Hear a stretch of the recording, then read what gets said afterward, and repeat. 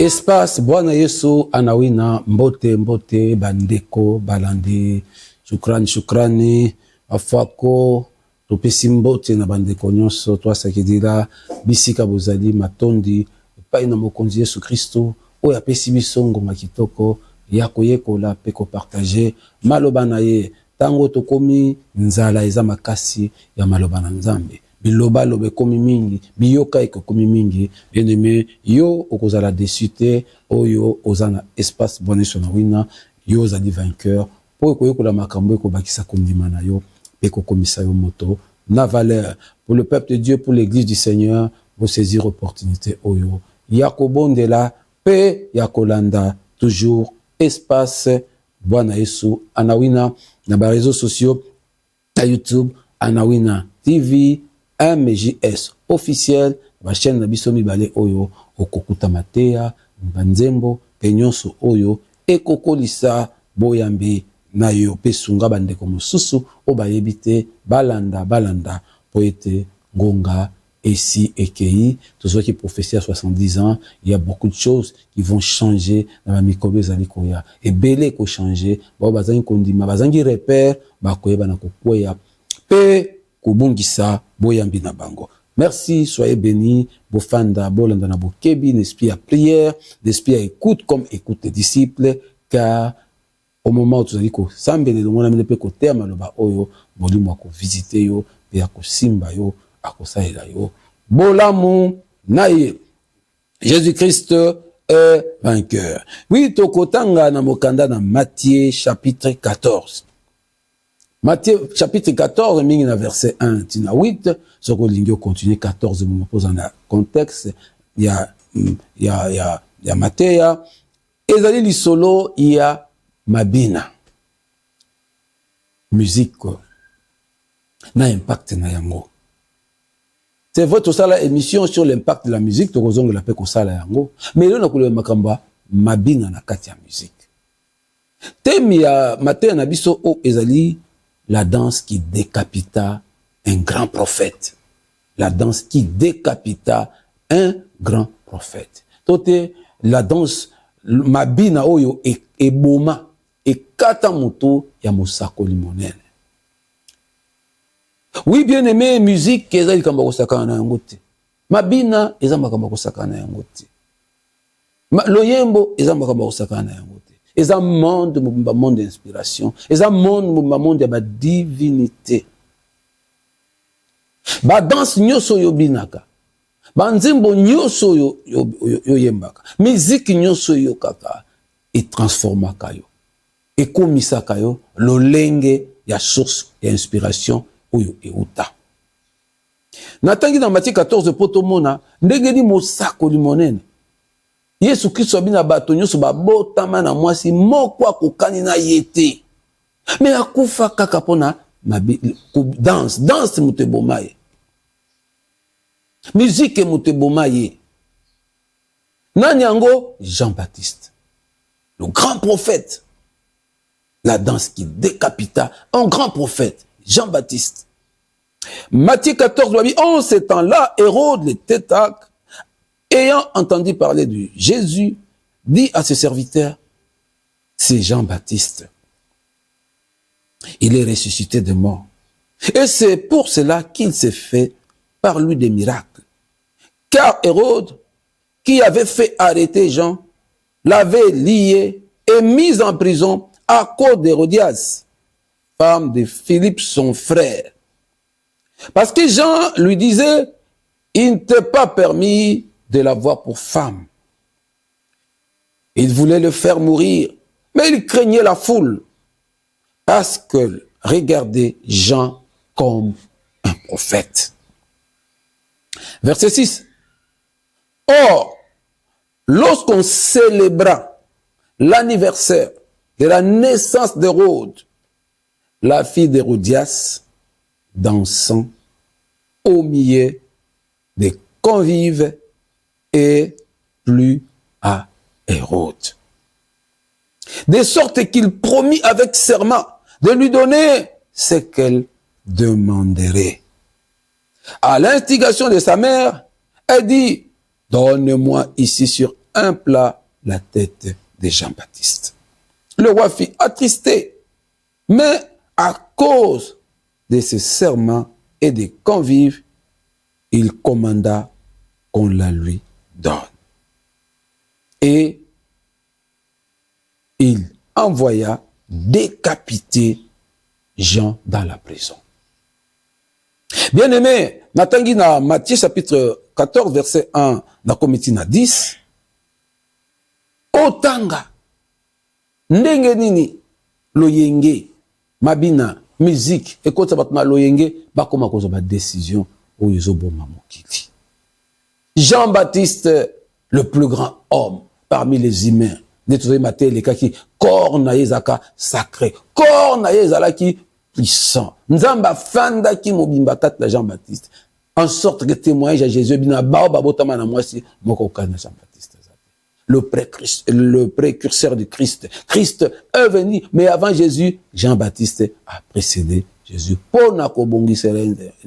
Voici mon serviteur que j'enverrai. Jean-Baptiste est kobongisa nzela, kobongisa mitema ya bato, po bandima Yesu, metala moto ya malonga, moto monene boye, akufa, likola bozoba, likola haine, likola méchanceté, ya bato. Danse kaka danse, lobi kumabina oyo, ya mvute mokonzi. Mokonzi akon basoko nyoso kosenga ngana kopesa. Même ata moitié ya bokonzi nanga. Danse, la danse envoûte. Lorsqu'il y a une inspiration, il y a mabe. Ba danse bobina ke bebisa ba vi na bino. Ba nzembo boyemba ke bebisa vi na bino. Musique boyemba ke bebisa vi na bino. Oh frères, sœurs dans le Seigneur, il faut réaliser même ma église. Et on a ba danse zali ko bina ba na église, ba danse zali ko bina to mekape ko sosola ezo utawapi. Musique tozo yemba, façon tozo yembela, ba composition zo uta, to mekape ko discerner par nos prières, inspiration utiwapi. Jean-Baptiste, le plus grand parmi les hommes, l'homme intègre, l'homme parfait, Onzambe a créé, a fandi na nzoto na ye, po fungolela mwana na enzela, akufa pona mabina, une danse obscène. Onde koyo kangai, yoyo landaka, yoyo talaka, mabina, yoyo landaka, banzembo, ya ndenge na ndenge, ye bavina yo pe si kufa. Basi ba dekapita yo, mutu na yo se katana, ozanga mutu. Ba mariage, ba fête ya ndenge na ndenge, ba anniversaire, auto célébraka, na ba musique ya ndenge na ndenge, na mabina ya ndenge na ndenge, et boma bato combien? Jean-Baptiste fut décapité à cause d'une danse obscène. Ba danse ozali ko mona butu moi na ba télévision, na ba film partout, na ba fête, omoni mwana mwasi ozali ko bina, atikali ya moitié nu, nzoto so libanda, akopesa bino mukongo, abalole bino mokongo, bino batata bofandi, boza kotala, bilenge bozo sepela, la danse qui décapita le prophète le plus grand, l'homme le plus grand, l'homme intègre. Mabina ebomi mboka, mabina ebomi batata, ebomi mabala, ebomi via bato, ebomi misala, ekati mitu ya bato, bato bazasu na mitu te. Lorsque tu es décapité, tu n'as plus de tête, et bon osiko olingyo sala nini, qu'est-ce que tu feras? Tala mboka ndenge kufi, tala mboka ndenge baby. Conséquence ya mabina. Jean-Baptiste katana moto po na danse. Ba danse envoûtée, ba danse envoûtante. Oh bato bazo bina, e uti na nord, e uti na sud, oye bien inspiration na musiki utite. Ba danse uti na monde à ténèbres, ba musicien bazo kele kozwa, na ba pacte bazo sala, ba alliance bazo sala, en échange ya milimo ya nkolo. Obina ka danse nini? Fi wana lakisa bino kaka sima na télévision, aningiseli bino sima, bino yoso bo sepeli, bo gangi Hérode oza envoûté. libala ne kokufa, okobomisa mboka, okobomisa bato, okozwa mbongo nyonso obimisi opesi parce que tu es envoûté. La danse. Bien-aimé, qu'on méprisait danseté. Bien-aimé, qu'on méprisait musique. C'est un monde d'inspiration. Monde d'inspiration, c'est un monde de divinité. Au nom de notre Seigneur Jésus-Christ, au nom de notre Seigneur Jésus-Christ, bien-aimé dans le Seigneur, sosola, yokangai, kobina mabina nyosote, ba musicien ba bini sabiso mabina ya mabe. Tine église, mabina ya mabe zali kobina, o ba ton monde à ténèbres, ba kokoton église de koufi. Pour la danse envoûtante. Pasteur, prophète, fungola misu, pour la musicien na yo, ba danse bazo bina na kat l'église, pour fungola misu, pour la musicien mboka na biso, ba danse bazo bini sabana na biso, ba danse zo le kaka bolumbu, montrer les gens le derrière, bazo loka, to bina bokoko na biso, bato moindo, so imwasi ala kisho sima alokio. Baloki mboka na mabina. Oui, bien-aimé dans le Seigneur, il faut faire attention avec des danses, des chansons, de la musique, et un monde mobimba, monde d'inspiration, et un monde de la divinité. Danse orphelés à la kate. Nzembo orphelés à la kate. Soit tes outils d'inspiration pure, sans tâche, propre, et à Saint-Esprit, soit tes outils dans le monde à ténèbres. Hérode a envoûté à cause d'une danse. La danse envoûtante a eu décision pour décapiter un homme parfait, un homme pilier même. Il y a salut, il y a Israël, il y a Mbokana.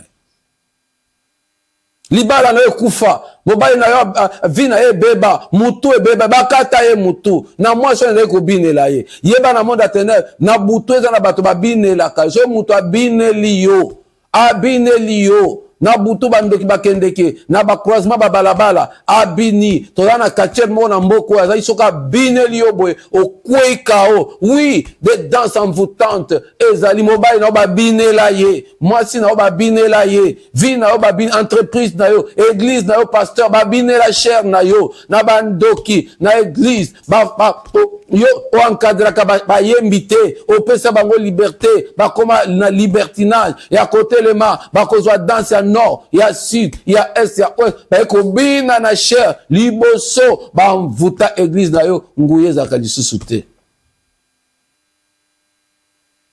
Bana na biso, butu moi, ba danse obscène, l'état monaka, l'état yebi, mais azana makasi ya kolobate. La musique envoûte. Ici, je parle de la musique, je parle de la danse, la puissance de la danse. Paul le a besoin de reconnaître la puissance de la danse. Ce qui te dit par exemple, dans Éphésiens chapitre 5, verset 19, là il est écrit, entretenez-vous par des psaumes, par des hymnes et par des cantiques spirituels, chantant et célébrant de tout votre cœur les louanges du Seigneur. Oui, Bible dit que ta isabiso ndenge ni fotokola to tanga ba psaume to yembela nzambe ba hymne to kumisa na musique ba cantique spirituel to yembela nzambe to célébrer na ba mariage na biso na ba fête na biso na ba collation na biso na ba ndako na biso musique inspirée ya nzambe ezali ba cantique spirituel ba psaume ba hymne ya nzambe ezali o to koyembela nzambe to ko adorer ye ko célébrer ye po ete ndako na biso po les quotas. Éphésiens 5, 19. Psaume 87, verset 7 nous dit, et ceux qui chantent et ceux qui dansent s'écrient, toutes mes sources sont en toi. Et ceux qui chantent et ceux qui dansent s'écrient, toutes mes sources sont en toi. Source nabiso, inspiration nabiso. Il faut te pas yanzambe. Psaume 87, verset 7.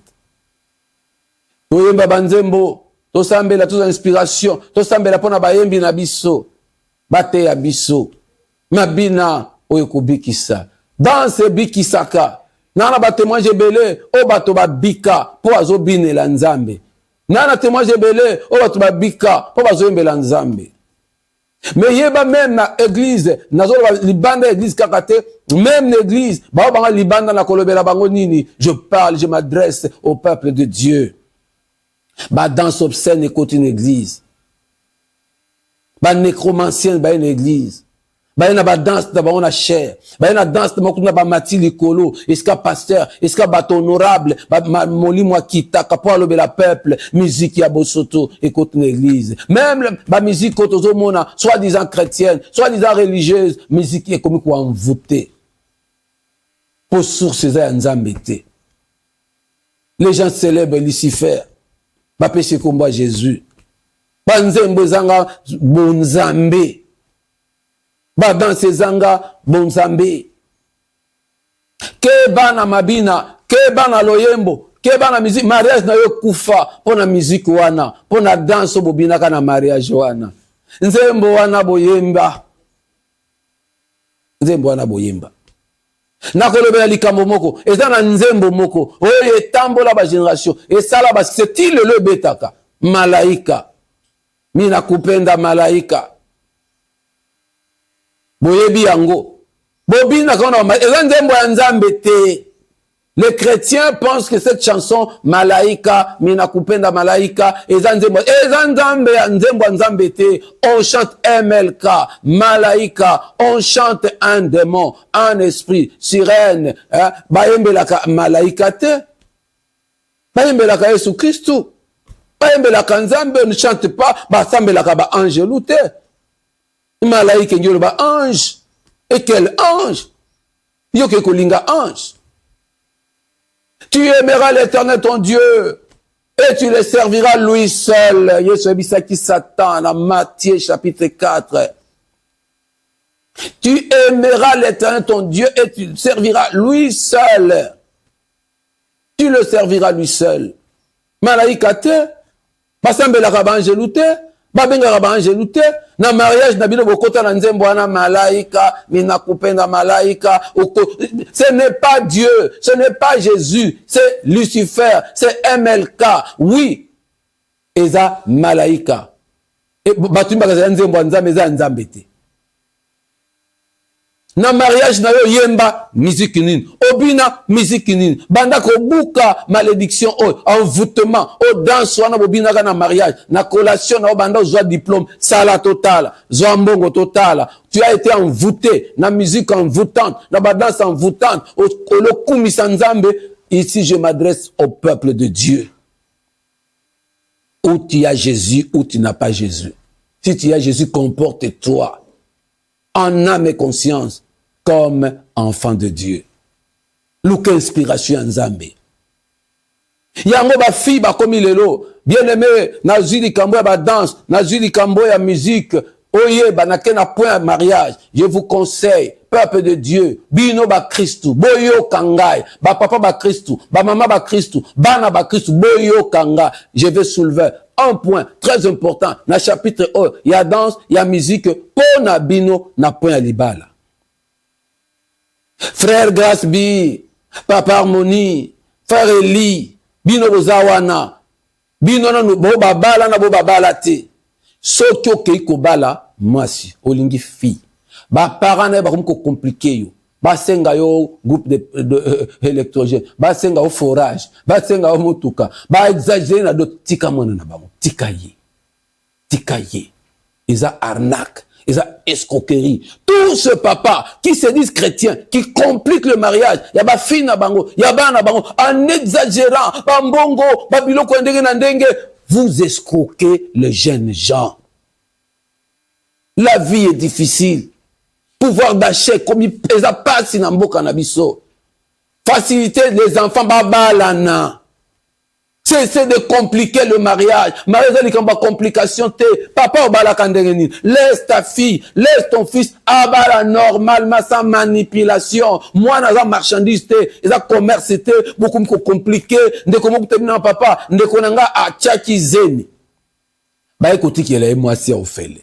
Ba fanda na bon peu calme. Mais ngana zolinga na bala selon Dieu na honorer moi si na honorer nzambe na honorer ba parents na ye ba compliquer ngai tala liste munene tala mbongo ba musuku to etemuki ba nsenga na ba chamo kala mingi te bono senga ba chamo o chamo ba senga la ke vignette te o chamo ba senga la ke permis de conduire te po ba no kotambola ndenge bolingi po mikolo komi moto Mawa, et vous vous dites chrétiens, vous n'êtes pas des chrétiens, vous êtes des escrocs, vous escroquez les jeunes gens, le peuple de Dieu, facilitez le mariage. Mariage, la vie, celui qui trouve une femme, trouve le bonheur, c'est un don.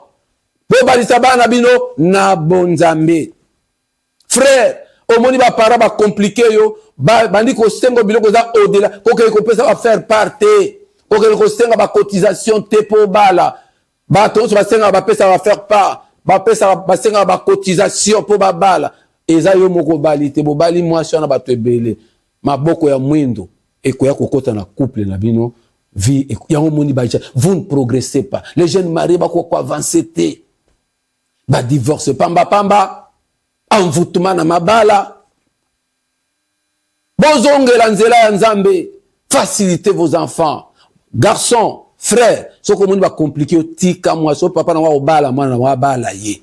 Tika ye, fanda, luka nzambe, nzamba ko orienter na famille okobala sans stress. Là ce sont des parents. Bongo la mitema, bo facilité bana bino babala na kimia. Ole mwana bote la ka ona ndako, tika kende na kimia. Bali sai malam. Botika ko exagérer makambo zo exagérer badot. Garçon, au monde qui kolinga fille qui commence à te compliquer na ba fête ba fête ya minene ba boya ye tika ye yebisa soko zongi mutute na tiki yo. Bien aimé, to komitango faux génération ya ba riche, il faut comme riche pense à investir, pense à aller de l'avant de la vie. Yeba ke liba les gens soukate. Ce moi c'est l'india cloué yo na mariage. Ba dépense kili ya buzoba na mariage. Ba salle de fête ya buzoba na mariage. Ba mbongo ba de ba musique buzoba. Yebisa ye soko zongi sur la terre te ngana yo sili. Bien aimé dans le Seigneur, liba les soukate. Jésus était célibataire. Jean-Baptiste, ba Pierre, ba nous avons tout quitté. Tolandio tokozwa nini. C'est vous qui encouragez le mal, peuple congolais. Yo, bino de besoin encourager ma bé. Bonjour, ça va sœur Nabiso Nanzela. Tu te dis sœur chrétienne, sois humble, sois simple. Pourquoi tu compliques ton fiancé? Papa, chrétien, maman. C'est facilité, bana babana normal. Pourquoi vous compliquez les choses? Au soponi de moi démon moko bobi dans mariage now. Yo pe frère, bolingo ya buzoba, bolingo ezanga mayele, bolingo ezanga avenir, ondimi. Mais tu es chrétien. Discerne, musique moi c'est japonais lio. Discerne, musique mobile japonais lio. Discerne, ba fête kili moi, ba dépense ya ma. Discerne, investi, bomba mbongo, tambo koma na ndaku, ba liaka, ba melaka, ba nyongo zokota na mariage. Et Jean-Baptiste ba kata ye mutu. Je m'adresse à toi, Jean-Baptiste. On va dire kata mutu. Na ba fête. Fête anniversaire à Hérode et que bon message Jean-Baptiste. Pour nanini, ma bina ya mvutuma, mwana oyo akendeki kobina. Soni. Frère bozonga sur la terre, ba sœur, pasteur, prophète, ba kondiamboka, bosunga, botele manana likambo oyo, mariage est commis prison, mariage est commis bondoki, bato préfère, bana ba komo bota na banda ku kindumbe commis mingi, parce que vous ne voulez pas faciliter les gens. Mais un enseignant gagne combien? Soit l'ingia bala, comment que vous compliquez? Même professeur à l'université, il gagne combien? Fonctionnaire, il gagnera combien? Il n'y a pas des hommes riches dans Boka Nabiso. Moussala Mokote Pesaraba million Badoir n'a pas exact. Même les banquiers qui travaillent ne gagnent presque rien. Pourquoi vous compliquez la vie, Yabat? Bokita. Je m'adresse au peuple de Dieu. Je m'adresse aux hommes de Dieu. Je m'adresse aux autorités de notre pays. Je m'adresse aux frères, sœurs, Bokita, soyez humbles, soyez simples, ne compliquez pas les choses. Nazongeli, na tem nabiso, mabina ya salité.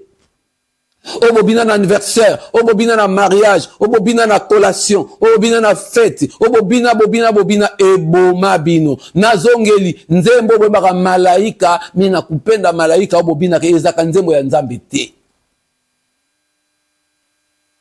Na pesi bino passage biblique yawa o botangi Psaume 87, verset 7. Kuna batalisi biso na Ephésiens chapitre 5. Totanga tia na verset 19. Entretenez-vous par des psaumes, par des hymnes et par des cantiques spirituels, chantant et célébrant de tout votre cœur le louange du Seigneur Jésus-Christ. Psaume 87, verset 7. Et ceux qui chantent et ceux qui dansent s'écrient, toutes mes sources sont à toi, source à danse, source à inspiration. Il y a un nzembo il faut pas Jésus Christ. Il faut pas molimo sang. Danse ou te pas Yesu ebikisaka. Nzembo ou te pas na Yesu ebikisaka. Oyo uti na monde à ténèbres et envoutaka. Ebomaka. Mabale kufi, misala bato kufi, mitu ya bato katani pour la musique. Le peuple congolais n'a plus la tête sur les épaules. Pour la nini bibina bina. Biyemba yemba muto na cimetière ayena danse na ye bino so bokum kubina yango boko ayena uti cimetière ayena nzembo na ezangi ata valeur spirituelle ya salut boko miko bina bina banzembo boko miko yemba yemba banzembo vina bino ekuf pepe ko na plus la tête sur ses épaules bakata Jean-Baptiste Mutu pona mabina famille na yo kufa pona mabina no kubina bino pe obolakisaka batu bolumbu chaque fois na badance na bino wa badance obscène bobongo la mitema. Dieu vous aime bobongo la mitema ba danseur ba danseuse ba musicien ba leader et ba groupe bobongo la mitema. Nous voulons sauver notre nation, nous voulons sanctifier notre nation. Bino na l'église ba pasteur ba prophète ba soi-disant adorateur ba soi-disant ba chanteur bobongo la mitema. Mosali ya Nzambe encadre les chantres dans l'église. Apprends les chantres à prier, à jeûner, à veiller, à étudier la Bible, à chanter la parole de Dieu, à chanter Jésus-Christ. Peuple de Dieu, je m'adresse à vous. Inspiration. À entraîner na péché à participation. La mort spirituelle, les alliés, la mort physique. Tout le bas qui se corps et le temple du Saint-Esprit. Ils ont la bateau, yo, ba kende na monde à ténèbres, ba kende na cimetière, ba mami wata, ba posséder dans l'esprit, ba yana mokili, pour ba bine la kabato. Mission, par leur danse, envoûter les gens, envoûter, ba konjamboka, envoûter, ba sali nzambe, envoûter, ba na nzambe, ba bomi molimo, bine la nzambe, kumisa nzambe. To sunga RDC mboka na biso ekende liboso to participer na délivrance ya RDC ezaka ba konzi mboka te pour délivrer RDC basali ya Nzambe kati pour délivrer elle. C'est le peuple qui doit se lever et délivrer la nation. Botika mabina salité, botika banzembo salité, bokota na réflexion. Vous n'avez plus la tête sur vos épaules, vous peuple ya RDC, à cause de ba danse obscène, à cause de ba chanson obscène. Bozangi inspiration Nzambe yango mboka ezokufa.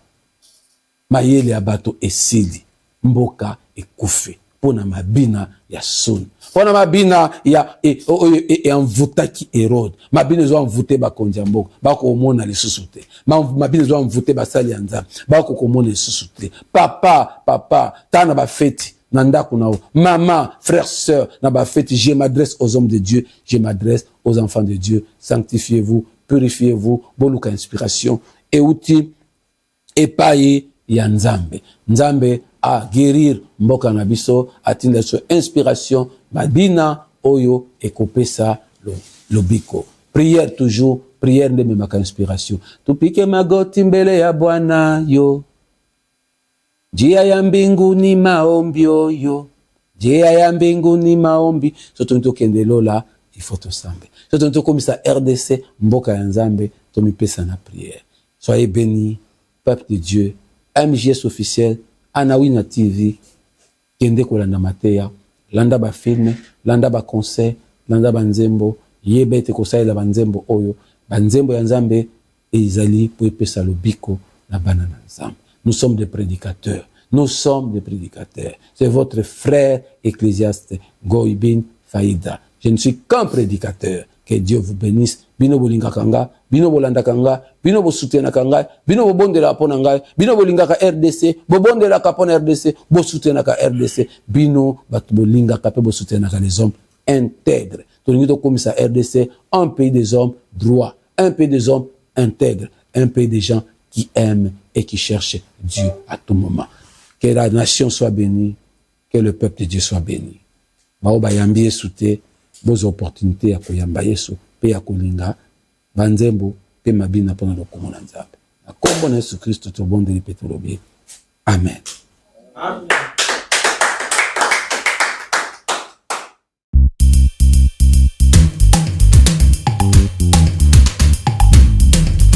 Mwenyezi Mungu imara, imara, imara. Mwenyezi Mungu imara, imara, imara. Mwenyezi Mungu imara, imara, imara. Kwa nguvu na mamlaka yote, imara. Mwenyezi Mungu imara, imara, imara, imara. Shukurani kwako mwamba la maisha yetu Baba. Shukurani kwako wewe una nguvu na mamlaka yote.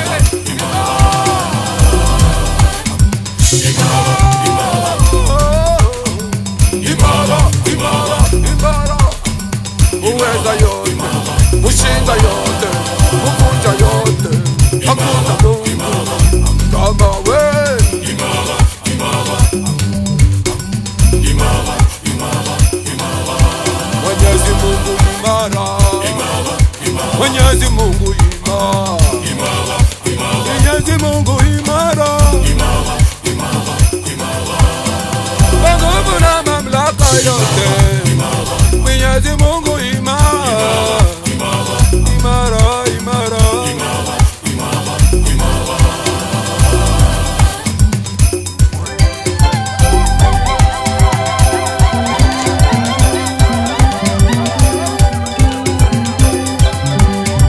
Alivunja lofu, imara, imara. Alivunja magonjwa, imara, imara.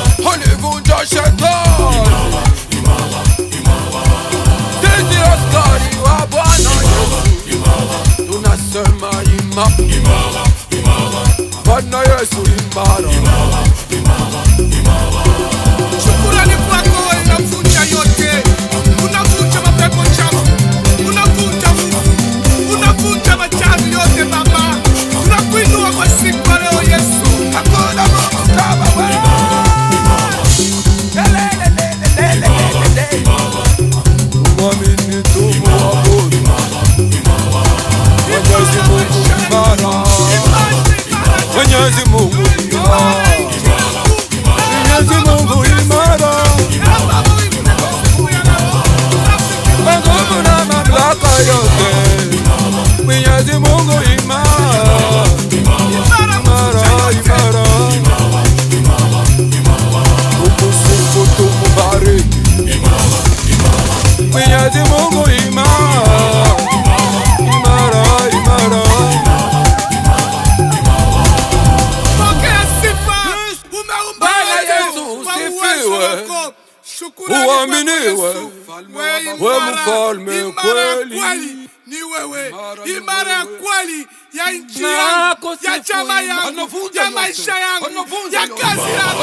Oh Baba, sifa ni yako, Sifa ni yako.